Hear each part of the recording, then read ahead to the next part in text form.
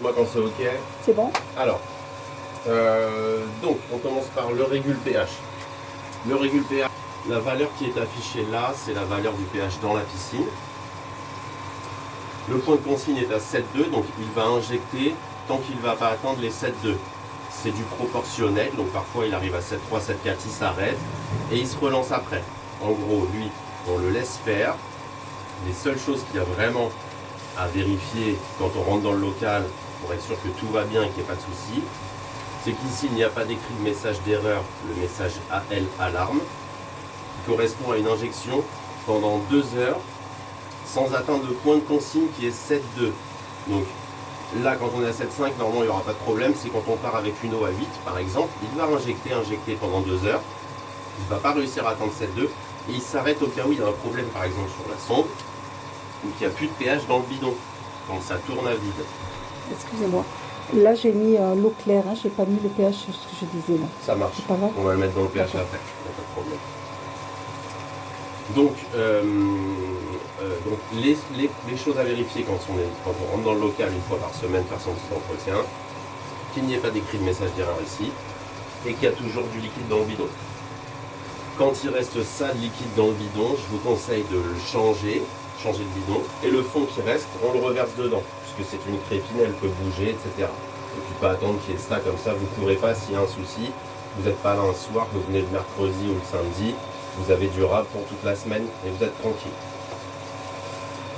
Pour l'arrêter et le mettre en route, c'est le bouton C ici, 3 secondes.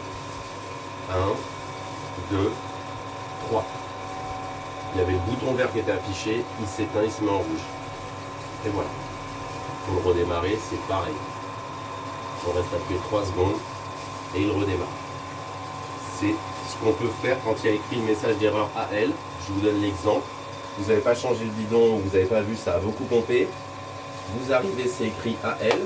Vous voyez qu'il n'y a plus de pH dans le bidon. Vous changez votre bidon, vous mettez dans le nouveau. Vous l'éteignez, vous le rallumez et c'est reparti, il se relance. Ça, c'est pour le régule pH. Donc on a la sonde pH qui est ici, qui donne la valeur pH dans la piscine, et l'injection. On pompe dans le bidon, tac, tac, tac, tac, tac, on passe dans la membrane et on vient injecter ici. Ça, c'est pour le régule pH.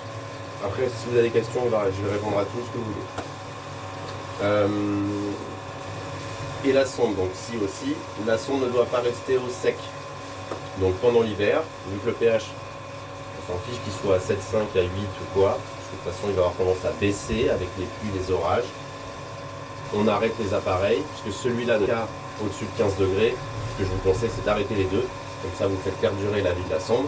Et pour ce faire, je vais vous montrer après, une fois qu'on va faire l'explication, mais on arrête toujours l'appareil avant de faire quelconque manipulation. On dévisse un petit peu ici, et on sort juste la sonde. On dévisse un tout petit peu, juste quelques tours, on sort la sonde, et on va la mettre dans son récipient d'eau. C'est pour ça qu'il y a de l'eau qui est fondue dedans. On la met dedans, on resserre, on va enlever la sonde dessous et on peut la garder au chaud. Je vais vous montrer après, parce qu'on va faire l'hivernage, on va le faire ensemble. Comme ça, c'est fait. Là, on va le faire. L'hivernage des appareils, comme ça, on le fait ensemble. Et vous aurez la vidéo et tout. Ce sera très simple, très clair. Ça, c'est pour le régule pH. Pour l'électrolyseur au sel, donc, pour lui, on a, pareil, le voyant vert, ça veut dire que c'est allumé, comme ça, ok. Donc, pour l'éteindre, on fait toujours plus jusqu'à 0. On attend, on va le voir, il va s'arrêter et il va s'allumer en voyant rouge. Ça, c'est l'arrêt de l'appareil. Pour le remettre en route, c'est pareil. On appuie sur plus jusqu'à la valeur souhaitée. Ça, je vais vous expliquer. Donc, on utilise toujours le plus comme une horloge pour aller de 0, 1, 2, 3, 4, 5, 6, 7, 8, 9, 10. 0 étant l'arrêt. 1, c'est le plus bas de la production du chlore. Et 10, c'est le plus fort. Le classique. Et vous avez un mode boost. Donc, on va dire que de 0 à 10, c'est de 0 à 100%. Par exemple, pour vous donner un exemple. Et on a un mode qui va produire même à 120%. C'est le mode boost. Pour le déclencher, c'est un clic sur le moins. Quand il démarre, mais ensuite, on va le cliquer une fois pour le mettre en mode boost. Admettons, c'est un peu comme un chlore choc. C'est pas aussi fort qu'un traitement choc a produit, mais ça envoie quand même. Ça produit très fort. Donc si on a la piscine qui verdit un petit peu, on a pas beaucoup de monde qui se baigne, il va faire 35 degrés, on peut déclencher un petit mode boost et ça déclenche l'appareil. Ça, qu'est-ce que je voulais dire d'autre? On va regarder, on va attendre de voir. Je vous montre tout de suite, mais le mode boost, on clique une fois en bas. Vous voyez le temps de déclenchement, ça met PO. Pour que le mode boost tourne pendant 24 heures, puisqu'il tourne 24 heures et après il revient, admettons si on était sur 6, il faut que la filtration soit en manuel, donc ça tourne 24 heures. Si elle n'est pas en manuel, c'est pas grave, c'est juste que le soir, quand ça va s'arrêter, les appareils, ouais, c'est déclenché. Les appareils s'arrêtent aussi, admettons que la filtration s'arrête, ils sont asservis, ils s'arrêtent. C'est une sécurité en plus pour que si la pompe il y a un problème, il s'arrête.